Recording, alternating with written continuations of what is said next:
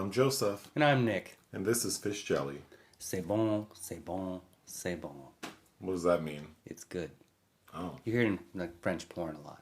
Oh, well. I don't have the energy to go there. I'm feeling a little under the weather. Mm-hmm. So, But even at 50%, I'm sure I'm still as delightful. To deal with in person? Welcome back. Yeah. You were in Minnesota Yeah. for the past 5 days. Right? Yeah. How are you feeling? Good. Tired, but good. It was a nice trip. First one. I haven't been there since 2019. Yeah. Yeah. It felt like a different world. Everything's been open there. So yeah, we were just with my sister. We're going to bars and restaurants, and like nothing happened. Well, this past weekend is when LA reopened. Right. Or California. So I did venture out this weekend. I'm hoping that's not why I feel under the weather. But I feel more like nasally, not like COVID-like symptoms, just... Oh, good. Yeah. I could just be run down. But I don't know from what. I wasn't going hard. That'll be a chapter in your memoirs. I could just be run down. But yeah, I'm often run down. Okay. So first, you want to talk about the Tribeca Awards? Oh, not even loosely. I've over the past week watched about 20 Tribeca films, and they just announced awards yesterday. The Novice won the top prize, and Isabel Fuhrman won an acting prize as well. I'm about halfway through that, and it's interesting. But yeah, it's.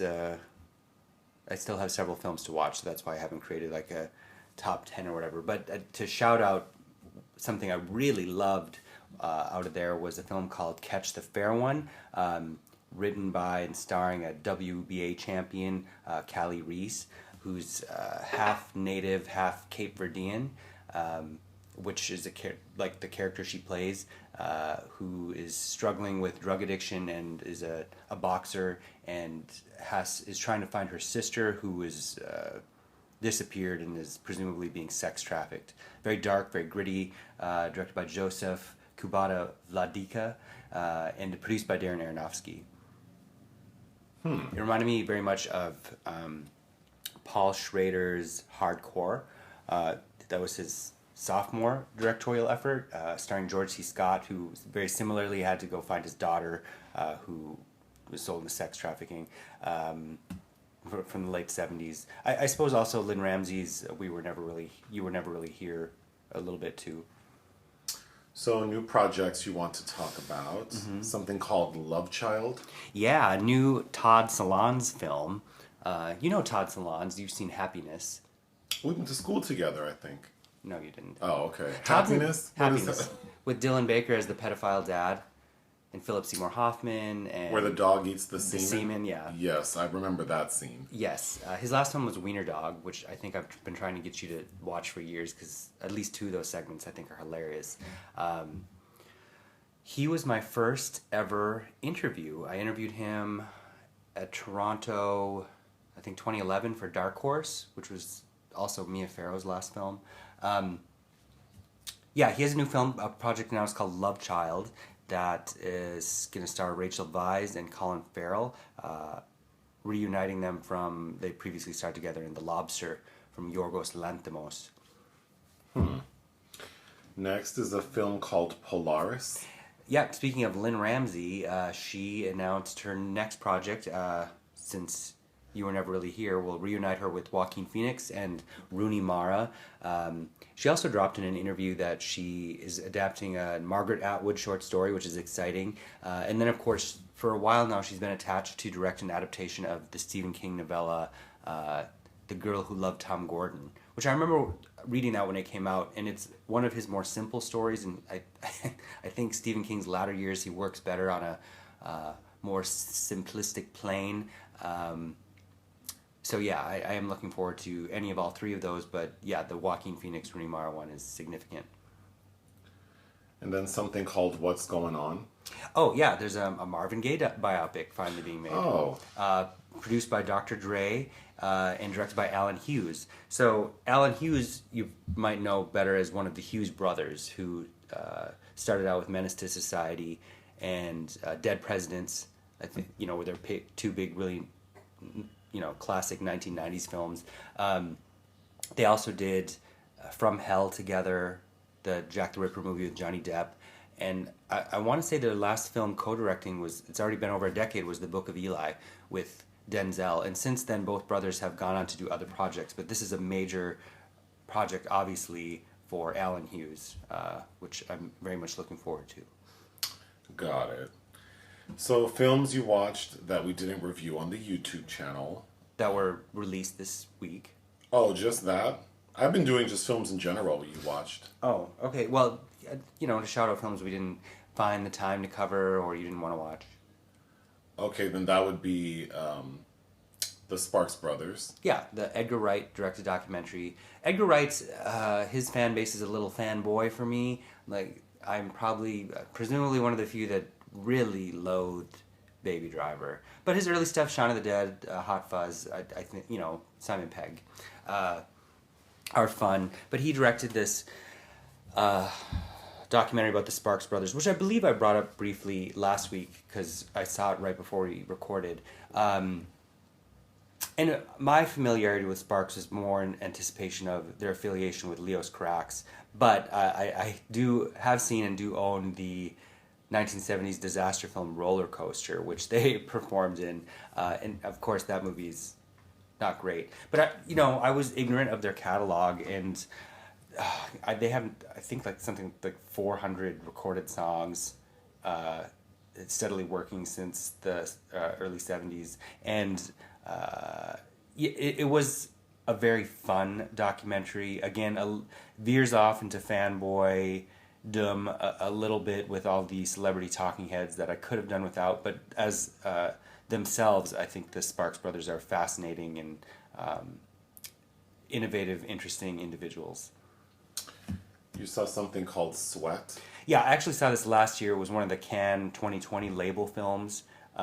Magnus Van Horn, Swedish director. It's a Polish film about a fitness instructor who is having trouble finding intimacy, even though she's an online celebrity with what she does. A pretty good character study. I think it is in, I forgot to check, coming out on Mubi that opens this past week that we did not cover, but I did review for Ion Cinema.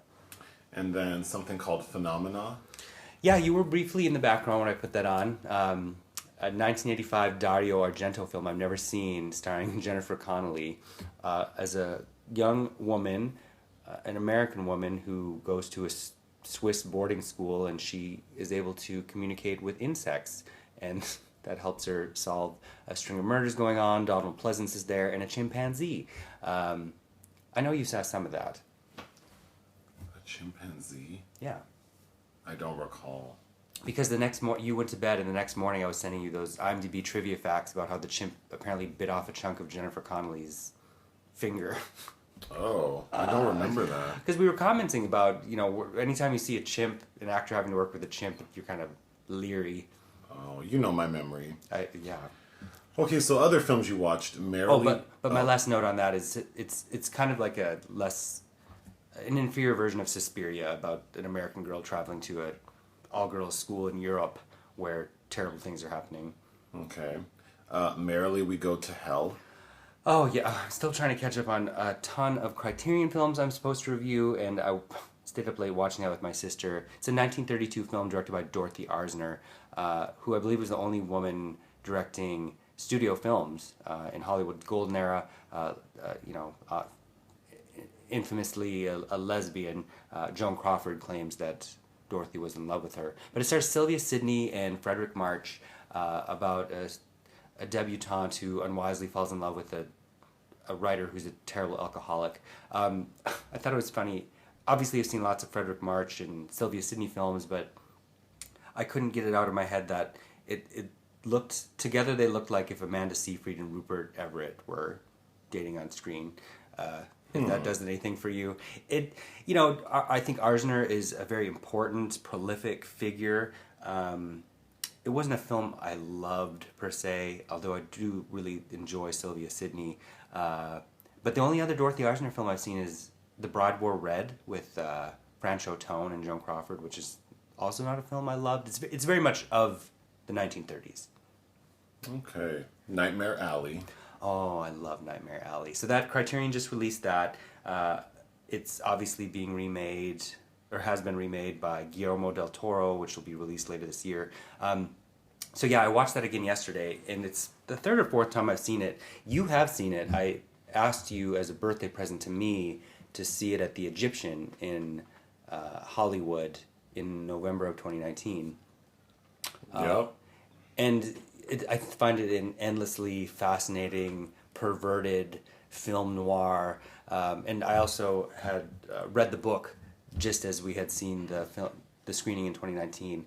And again, even this restoration, I'm struck by so many shots in it, the storytelling, the elliptical fate of everyone involved. 3 really great female characters, including, I think, Joan Blondell and her most fantastic personification on screen. I found myself watching it this time.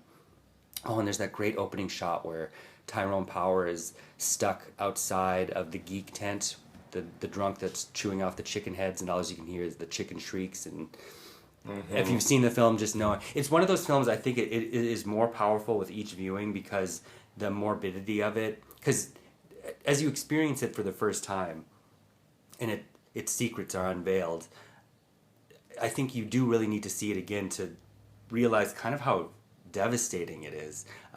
Like when the character Pete drinks the wood alcohol, and as you think that he's drinking moonshine, and he's starting to have physical reactions to it, and you think he's just becoming intoxicated, and he's actually dying.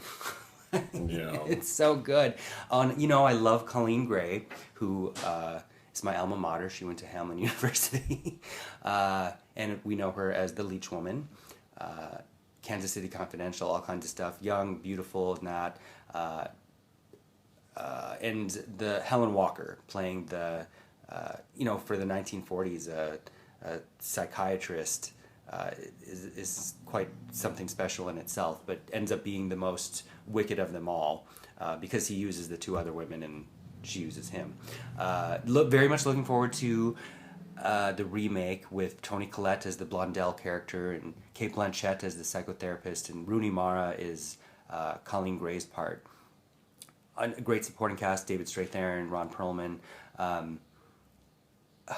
I found myself watching it again too, thinking I couldn't stop seeing Kate Winslet playing the Joan Blondell character and Rosamund Pike playing Lilith Ritter, the Helen Walker. Anyway, sorry, that's a film we could really record a whole episode on that because it's a fantastic film. And directed by Edmund Goulding, the original, who notably is the only director who has directed a Best Picture winner that never was nominated for Best Director, and that was Grand Hotel, of course.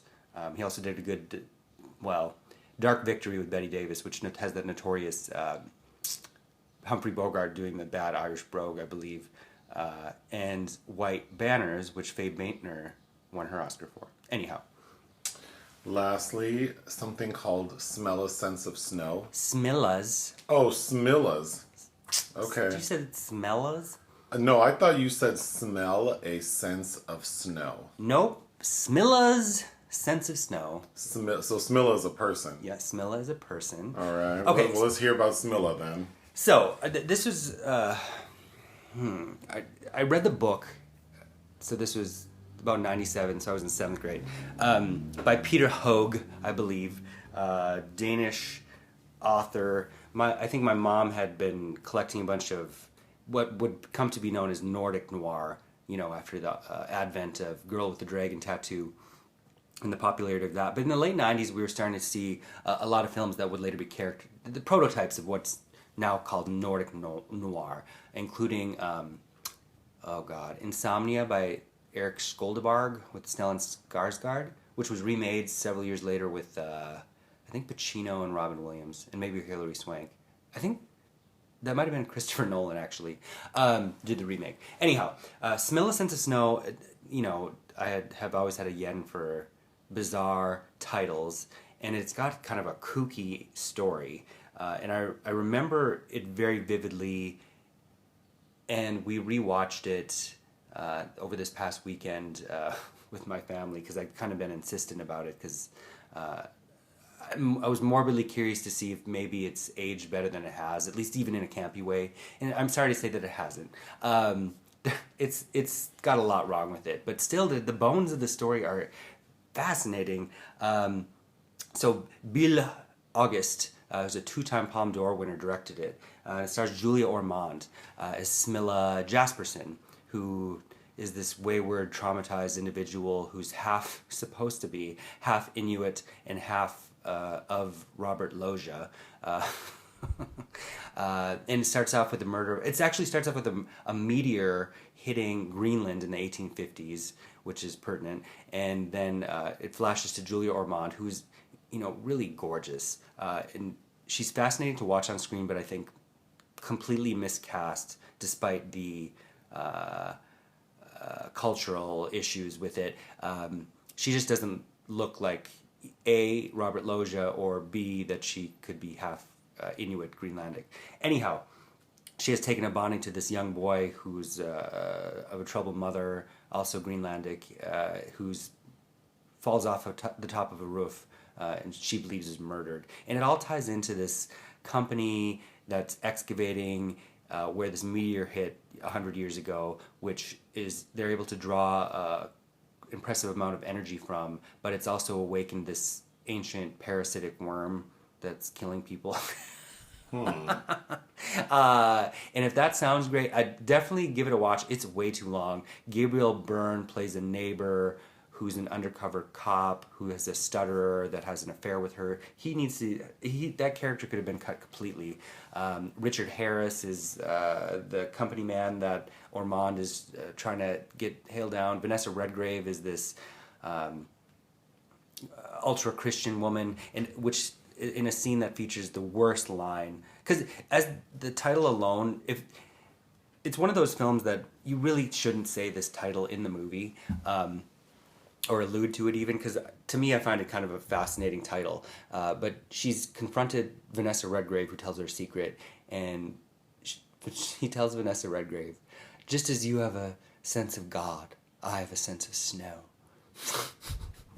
With this very laconic way of speaking, that there are several scenes it's funny that were strangely, I think, imprinted in my mind, but it was fun to rewatch, but I don't think it's good. I do think that somebody could have done something fascinating with this story, though, and I miss this kind of neo-noir filmmaking, obviously.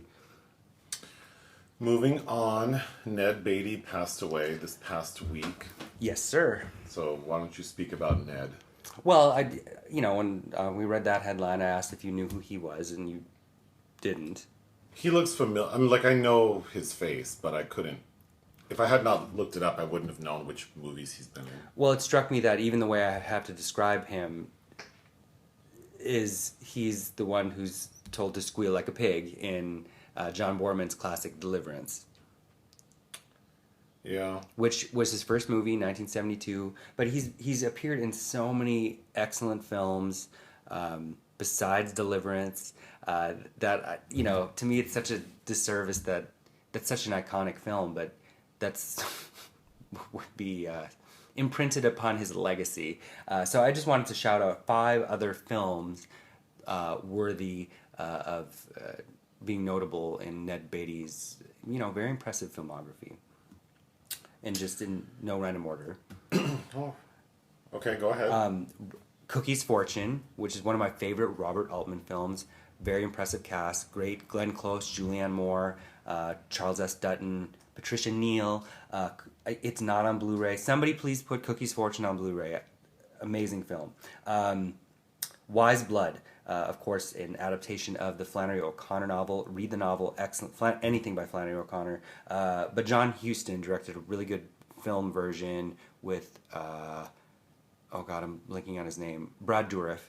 And oh God, Elaine May's Mikey and Nikki with John Cassavetes and oh God, I'm tired. I'm also blinking on his name. Who played Columbo in all the Cassavetes films? I don't know. I can look it up. Peter Falk? Yeah, Peter Falk. Sorry, God. Falk and Cassavetes basically trying to escape being killed by the mob. Notorious production by Elaine May. It's available on Criterion. And also Ted Dem's Life from 1999 with Martin Lawrence and Eddie Murphy. Which, I'm not familiar. Yeah, you are. We watched it over the pandemic. What is it called? Life. Oh, I thought you said something else. Yes. Well, I said the director's name first. Wait, he's in that? Ned Beatty's in that, yeah. Who does he play? An old fat white man. He's a prisoner, or he works in the prison? I believe he's in the prison. Oh, interesting. I do not recall him at all. Well, just how depressing that movie is. It isn't what you think it'd be. Not at all. I mean, and also, although it's a period piece, but very much ahead of its time and the parameters that it's dealing with. Also, good Bokeem Woodbine. Yes. Who, you just saw that meme about him you sent me. Because everybody calls him Evil Dave Chappelle. I sent you a meme that said he's Evil Dave Chappelle? I think that was part of the meme, but it was like people... He's been in how many films and nobody knows his name. Oh, I know his name. I know his name. I think is that it? For your list of movies with him in it? Is it? Yeah. Oh, no. Sidney Always one more. Sorry. Go ahead. Well, go ahead. Sidney Lumet's Network. One of, arguably one of the few perfect films ever made. I agree. Okay, so for today's topic, you said we're going to talk about queer canon, which was sparked by an incident you had in Minneapolis over the weekend, where you were at an establishment wearing a t-shirt that had several names from the film Mommy Dearest, and a group of people approached you and sort of aggressively asked you what did that mean. You explained it was a reference to this movie, and they said they didn't know. So... Well, it wouldn't be on, not knowing. Well, you can sort of explain what you want about that and what sparked this conversation. Oh, well... Because you seemed sort of bothered by it when you told me. Because when you told the story, I thought it sounded more like they were just kind of dumb. Like, the way they represented themselves, proudly saying they didn't know. But then you said it felt more aggressive than that. Yeah, well, it felt more aggressive because, they made a big to-do about reading out loud. And right away I could tell, they're probably not going to know it. So I downplayed. I'm like, it's just a list of names. But this girl got close and up in my face and was reading the names out loud. And I told her it's a reference to Mommy Dearest. And she's like, oh, it's a reference. And then the other man that had asked me what it was turned to his friend and he's like, well, my friend doesn't know what that is and he knows everything. Which is a really dumb thing to say. I was like, and I was with my sister and all I could say was, well, it's out there. And then we, kind of turned away. But, those are the kind of things, like when I was a young and apprehensive individual that, those are the kind of interactions or attitude towards myself that would make me feel like an eternal outsider and there's something wrong with me, blah, blah, blah, blah, blah. Which now it's just irritating because I didn't try to talk to you, you tried to talk to me. But it got me thinking because we were trying to think about what we wanted to talk about and, it's something that happened this week that had me pondering all kinds of things about how we don't really have a queer canon for several reasons, and the intersectionality of the LGBTQ community, we all have different reference points that we've had to kind of scavenge for and cobble together, and it's kind of like how I was always turned away by musical theater because of the treatment I received from the predominantly white gay men in that scenario, that environment. So to me, it's not surprising that children these days don't know "Mommy Dearest," but how we don't really pass on information, and how it's like a coded secret society sometimes that also keeps us apart. Yeah, so the conversation we had earlier was revolved around a few things. What I think basically what should be the standard for queer references? Like what do we all need to know about? If that even makes sense, like Right. should there be, and what does it say about us when we react to people not knowing these references? Which is a very sort of subconscious thing we all do, right? Because in theory, if you ask me, I'm like, no, of course I would never want to make someone feel bad about not knowing this thing. But if I met a 25-year-old who didn't know Janet Jackson, I mean, I would lose it. Yeah. So when I think about sort of like a queer knowledge base, to me, what makes sense is to understand the history of queer people in this country. But not just... Which revolves around legislation. Right. And so key figures in that, key milestones, relating to policies and activism. So all the big staples, right? Like Stonewall and sort of the initial reaction to HIV and different organizations like ACT UP and, the It Gets Better campaign and what happened to Matthew Shepard and on and on and on. Those are things that I think are necessary to understand. But being a part of the culture, I think, like you said, there are so many reference points for so many different members of the community. So then, taking it back to the initial thing, like, do people need to know Mommy Dearest? A camp classic. And how do we judge people who don't? I would say unfairly. And I'm very sensitive to it because I think, especially growing up and then as a younger adult, like being around predominantly white people and hearing things like, oh, you don't know a Rolling Stones song, or you don't know Crosby, Stills and Nash, or you don't know these people. And it's like, well, no, I didn't grow up listening to that. But I know about Luther Vandross and Gladys Knight and Chaka Khan and Aretha Franklin and Patti LaBelle and Teddy Pendergrass and Freddie Jackson. I know these people. So it always made me feel less than, like, oh, you see me as half full. But it's like, no, I do know references, just not yours. But I thought maybe we should first go through, like, for, like, your age range and where you're from. What do you think? Well, and you're not even a good example because you know so much. But what are some main cinematic and musical references do you think someone of your age, like a gay man, should know? Oh, I think I am a bad gauge for that. Yeah. Well, okay. So when I think of like gay, like camp and queer films, I think like Mommy Dearest, Tu Wong Fu. Showgirls. Oh, you asked me earlier what did I watch while you were gone. I did rewatch for the 100th time the Birdcage remake. Oh, I love that. Yeah. So the Birdcage, things like that. But I'm 42. So if you ask a 25-year-old, I don't even know what they would say. I'm assuming Mean Girls might make the list, but maybe not. But why?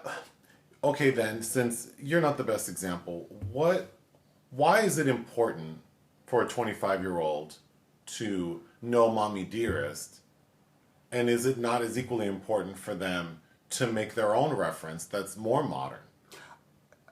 I don't know that it is important. I don't know that it's even important that I know about it. It felt important. It feels important to me because I was curious about finding community. I wanted connections. I wanted to find others like me. And you mean within the works of art or attached to the references? So like if I knew this thing, there would be other people who'd know it and we can connect. Right. Okay. But I also saw Mommy Dearest as a kid before I even really understood implicitly what camp was and what the reverence, because everybody of a certain age probably knows Mommy Dearest, but it's how queer people hold things in certain reverence that is kind of the secret. They have a different reaction to it. Like Liza Minnelli has a different and Barbra Streisand have a different resonance with gay men of a certain age than they do with like their straight counterparts. It's a different kind of fan base, which strangely, something like RuPaul's Drag Race kind of has the opposite effect now. If I'm being clear, maybe not. But well, I think what you're saying is that RuPaul's Drag Race's audience is quite young, but the show's host incorporates a lot of older references. Is that what you're saying? I'm saying that the difference between the fan base has a different meaning for straight versus LGBTQ. Okay. So Liza, there's a kind of a secretive reverence for Liza. Like, back in the day, we had to say, "Are you a friend of Dorothy?" Which is, of course, a reference to Judy Garland. It was coded. Like, there's a code. Like, if you said you liked these people, that was saying you were queer in code, basically. Like, it was implicit that you were probably homosexual if you liked those things. Right. And now, where we've assimilated the culture, like RuPaul's Drag Race is, now a cultural touchstone, and how we've gone away with that. Like, saying you watch RuPaul's Drag Race doesn't mean you're gay. Like, in fact, it might actually have the opposite effect, because now you have queer people saying, like, oh, I don't watch that because I'm not... Like, how many gay men have we met that are adamant that they love to point out that they don't watch RuPaul's Drag Race, because what does it mean by rejecting that? Sure. But back to your question about, is it important for a 25-year-old to know mommy dearest? No. I think what's really important is being curious about others. I think that's the thing, because if I think about, like, how did I become familiar with said sort of queer camp classics when I was an 18, 19-year-old, there was a bookstore in Vegas that I would go, a gay bookstore, and they would have they had a little section of classics. So I would see these movies. They were only for sale, which was expensive. So then I would go and rent them if I could find them. And that's how I became familiar with these films. And a big part of that was I thought that I would be able to relate to those movies. So in my mind, I wasn't thinking, oh, there's a community of people who also like these films. If we're talking about movies, these films, and I think that I can connect with those people. It was more that I thought, oh, within the film, I will see a reflection of myself. That's what I assumed. It happens that, there is things that tend to become gay, artists who become gay icons, films that become gay classics, obviously resonate with gay sensibility, gay life.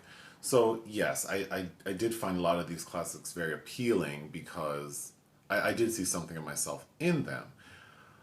And to me, that's why I think they're important for me. But I think it's important for every individual to find something that speaks to them. I agree. Because I am quite critical. Like, if you're a 35-year-old gay man who says you love Taylor Swift, I do pass judgment. And that's not fair, but I'm just being honest. No, but so me wearing this Joan Crawford Mommy Dear shirt, like, that's me secretly saying, like, oh, if you get this, that might be a key to understanding me. Sure. So, and I think, going back to Taylor Swift, even though I find it a little odd, and you know why I find it odd about Taylor Swift is not because I don't think she's talented. She has lovely gowns, but okay, Rita. Yeah, right, but it's because she's younger than a lot of the gay men who seem to love her. Yeah. And I find that strange. Like, oh, so when you were 30, you thought this 18-year-old girl was like the answer to all the things. So I think that's why I have an aversion to Taylor Swift. It's not because she's not talented. I don't even know her music. And the few songs I can think of are actually quite catchy. It's just that I think, like, she's significantly younger than I am. So the icons that the people who I tend to refer to as icons are older than I am. So that's my only aversion to that. But I'm thinking it is important for people to find artists and art they connect with. And we shouldn't make people feel bad that they don't know our references. It's like, for me, when I was 20 and I was around 40-year-old gay men, I couldn't understand like, what's the big deal with Barbra Streisand? I don't like her. Like, I don't. I don't. Really. I prefer Donna Summer. Yeah, of course. But basically, any of her contemporaries who are black, I preferred over her. And it's not that she's not talented. It's just like she didn't connect with me. Right. And you can't force Barbra Streisand down my throat. Like, you can't do it. And actually, my first introduction, I think, to Barbra Streisand was that song "Enough Is Enough" with Donna Summer. Right. And it's because I knew I liked Donna Summer, and I found the song with who happened to have Barbra Streisand on it. So I think, like, yeah. Just like how gay men who are 20 years older than I enjoyed certain artists. But getting back to the initial sort of thought, a lot of really great musicians and films I was introduced by older gay men, I did really end up liking. Yeah. Right? So there's a give and take. I think it's the judgment, and it goes both ways. Of course, yeah. Well, right, like, okay, so you want to make me feel weird because I got this gay-ass shirt on, but, like, I didn't try to talk to you. But I'm also sensitive, too, because, I don't read a lot. So when I hear people talking about literature, I feel very out of place. There's a way to be inviting that's not pretentious.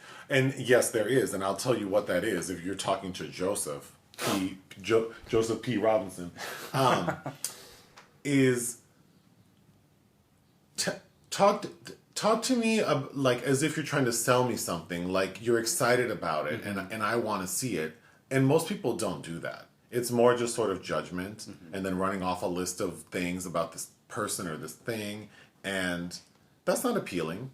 That's not going to make me want to go out and get it. Sell it to me. Mm-hmm. Like, make me as excited about it as you are. Mm-hmm. Because oftentimes I think people shove shit down your throat because they have invested so much time in it that it's almost like I invested so much time in this thing, I want, like, you to also, like, see me. Right. Does that make sense? Yes. Like, yeah. Even, yeah. Literature is something that I feel very sensitive about. And really the only gay books I think I even know about are, like, or that I've read are, like, Tales of the City. Armistead, yeah. And, I've read, I think, all of David Sedaris' books. And that would be about it. But I think that's like, nobody knows everything. And to me, that's kind of what's exciting about cinema and literature is, almost every day I'm finding out something or discovering something new based on connections, based on who did this person work with, what else did they do. It's really kind of, it seems like there's infinite possibilities of things to find out and things to read and be inspired by. And even commencing this, I think it was through one of our posts or on YouTube, I think, where somebody had brought up Lynne Harris, who was not somebody I was familiar with, but is somebody I am excited to be familiar with. And to me, that is what is exciting about sharing information and visibly and publicly, kind of, if you have a way to project that easily, yeah, it's the curiosity. Like, what is that? I was listening to two podcasts. One where Isaac Mizrahi was being interviewed. Which was a good interview. Yes, by a couple of homosexuals who are younger than he is. And as people are often prone to doing when speaking to an elder, they try to make it seem like, oh, your wealth of knowledge and your references are so important. So they were kind of like licking his ass. Sure. Saying like, doesn't it make you upset that like these young kids don't know about the art and the history that... Because Isaac Mizrahi is like an encyclopedia of knowledge as it relates to art in all forms. And they were like licking his ass saying like, don't you think young people need to know that? And he's like, no. Like... Young people need to know what's relevant to them now, mm-hmm. right? And I found and he said it in such a more eloquent way, but I thought like that resonated with me so much. I also was listening to an interview with Lady Bunny, and she was talking about the same thing, and she kind of has the opposite opinion that like who do we have now to curate for younger people. And I don't know that we need anyone to curate anything. I think what we need is what you said, excitement. Like, we need people to share what they're excited about, because that excitement's infectious. Right. It's like, I think Ava DuVernay said several years ago that diversity sounds like medicine. And that's not the way that you should package it. It's and that's not that I'm saying I think how we are told we need to be diversify and be diversive and etc. It can't be packaged in a way that's forcing people. You have to get them interested, curious, excited, and like any of those things, to see the humanity of others, to be interested in others, because that is what shuts people down. Also, understanding your audience. Like, asking me to watch something, or asking me or making me feel crazy that I haven't experienced something that has nothing to do with my background and my experiences as you know them, the reaction shouldn't be like shock. Right. And really what I want people to do is come at me with a basic understanding of who I am as a person and what might interest me or what might be relevant to me, instead of like losing their shit because I haven't watched some 1950s musical. Mm-hmm. Like, that's not on my radar. Mm-hmm. I don't typically enjoy, storylines, like whatever you're referencing. You know what I mean? Like, I think it's like I want people to share their excitement, but also make sure that it's like... Well, I think it's, again, going back to intersectionality and thinking of how gay people, LGBTQ people came up. Like, it's so piecemeal because it was underground. Like, it was... if you weren't in a major city, you didn't have access to others. Like, remember the Mattachine... Society. But the bar in downtown LA. LA. Yes. Like the several, that is now something else, but the several times going there, and people have no idea what it is. Like, they even had a drink name for the founder of the Mattachine, which is Harry Hay, I believe. And people being kind of not realizing the signal of like, oh, this probably means something, but not bothering to care. And I think I think what's sad is not that a 25-year-old needs to know Mommy Dearest or Joan Crawford or anything. It just seems like we don't, as a community, we have never come together to care. Okay, but see, now we're circling back, because I think, why should I care? Like, at what point... No, I'm not. It's about caring about others in the community. We're all going to get old unless we have no elders to look towards. I don't disagree with you, but I also think that, like, talking about not being curious and not trying to understand is like, but I don't know. Like, I feel like we can't eliminate the fact that someone in the present, so a 25-year-old who is standing in Bar Mattachine, oblivious as to what the reference even was, that person has a new set of issues. I agree. Related to their life as a queer person. I agree. And the attack on trans people. Maybe they're preoccupied with that sort of activism. It's like, to move forward, I kind of need to let go of the past a little bit. Not wholly, but I think there's a lot on everyone's plate, and I think I'm often sort of left with a bad taste. What I'm trying to say is, we as a community haven't done a good job in trying to foster. But how do we do that? Like, under what platform? I think by offering what you can for whoever's willing to listen or is seeking it. Sure. That's... I mean, again, it goes back to, you can't force an agenda or things on people, but like, and not shaming people for not knowing, because we all don't know. We're all a tabula rasa, just collecting information as we go along. But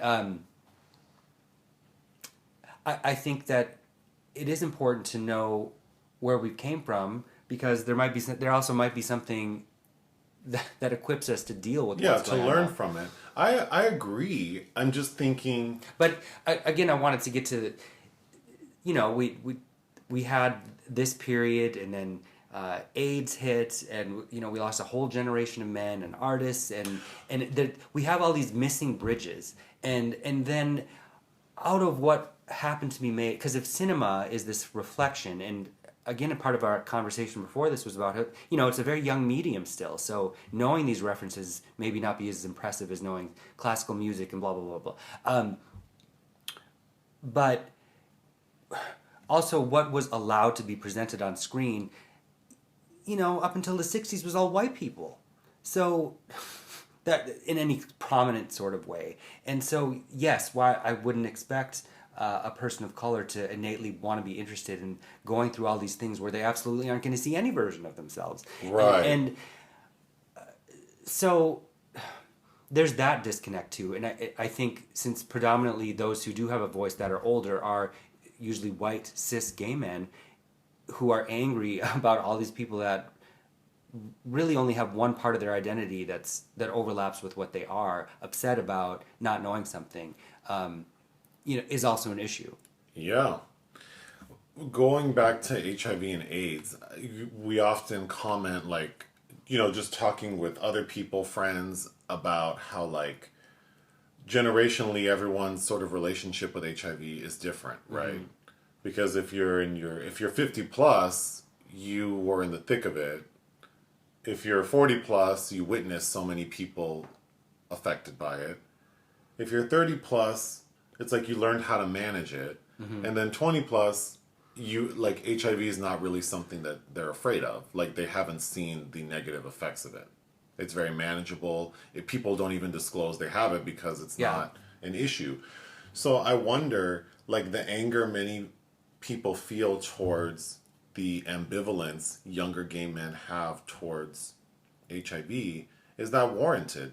Like, I don't think so, but it's like why is it why are we all screaming like, you need to understand how difficult it was, when really it's like, but do they? Like that's not an issue that they currently have.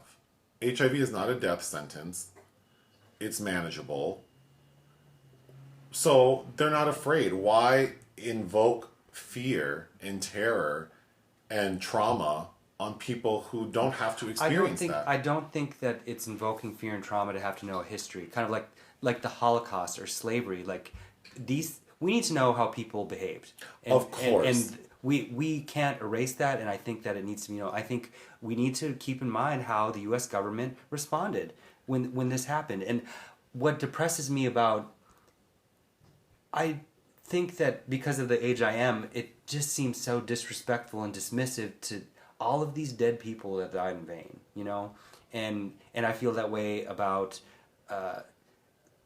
slaves. I feel that way about the Jews in the Holocaust and South Africa's apartheid. Like, what a shame that they're reduced to just text in a history book that students aren't excited to learn about, or you gloss over. And just, yes, to separate from the past is one thing, but to me, it is respect. Well, to be clear, if we talk about something like enslaved people, we're talking about the history of black people in the United States, and that history persists. So there are still issues. Right. So it's not even a question of, is it important? It's relevant. Right. So, like, these are like current issues that are related to something. But the trajectory of it needs to be pertinent. It's part of the conversation. When we talk about slavery. Yes. Yes. Like, of course. But when we talk about HIV, we can't speak in euphemisms. No, but that's my question. Like, I don't think there's, like, it's not debatable in regards to, like, the history of black people in this country. But when we talk about HIV and AIDS, it's like, I just don't know that we need to. I mean, this is the question I have. I'm not saying that I agree, but I don't know that younger gay men need to be burdened with. I don't think the history of. But to me, that's not a burden. Knowledge is not a burden. No, knowledge is not a burden, but the expectation that, like, you need to understand how HIV and AIDS were treated in the 80s. The reality is they'll never really understand. Just like I can't really understand what it's like to be anything but white. But no, but I'm saying knowledge can't hurt in most circumstances, but I'm saying that, like, expecting people to seek out the knowledge and occupy space in their mind for something that isn't relevant to them. Well, I think the attitude needs to be not like how I think generations of people were conditioned to be like, well, when I was your age, I had to do this, so you should have to do it the hard way. I don't. It's not about punishing young people or making them feel like they have to have an equivalent cross to bear. It's just knowing that it happened. It's to me, it's not a burden. They'll never really understand, because how could you? And how can I really understand? Some things that younger people than I will be dealing with in a different way, et cetera, et cetera. But it's wanting to know, like it's of course. But what you're talking about is different, because wanting to know and having the curiosity is very different from the expectation that people should know. And I guess my overarching question when it comes to queer canon is, how far do we expect people to reach back? Because the further you reach back, sometimes it prohibits you from moving forward completely. Like the energy I'm spending focusing on, this may be stupid, I'm just talking, but like the energy we're investing, like if you want me to go back and watch 100 classic films, when it's like, but there are also like contemporary queer filmmakers out here doing things, why can't I invest my 300 hours of film watching on those movies not movies from the 60s? Like, well, I guess that's my question, and that's what I also think when I think about HIV and AIDS is like, yes, it's important to understand the treatment of gay people in this country when it relates to a number of things, including healthcare. But for gay men, if we're talking about gay men of a certain age right now, that doesn't relate to them necessarily. And they have other issues to deal with. So this is a big conversation, and we're just talking. I think it's very interesting, but we don't have answers. No. Except that we should all... My message would be, if you're excited about something, share it. Yeah. Don't make people feel less than because they don't know. Get them excited about it. Well, yeah. And maybe they'll get on board, and maybe you'll make a new friend, That's why I do think it's so important to, wear t-shirts with references you like, because that's how you connect with people. Well, so I think it's great. And that's all I have to say. I wholeheartedly agree. But I think after, it was a very minor incident, but just as I was explaining it to you, trying to think of if I don't know that I've ever approached anyone like that, demanding to know what something, because you said you get that all the time. I get that all the time with my tattoos. I get that often, not so much in the last 10 years, but people wanting to know my ethnic background. Mm-hmm. They can't put you in a box. I can't figure out where you're from. I need to know. Yeah. So it's interesting, but it's also an opportunity. Yeah. Right? Mm-hmm. It's also an opportunity to educate people on things that are important to us. But we're getting close to needing to wrap up. Is there anything you want to say before we say goodbye? C'est bon, c'est bon, c'est bon. Oh, not power to the people? And power to the people. Oh, power to the people. All right. Love, peace, and hair grease.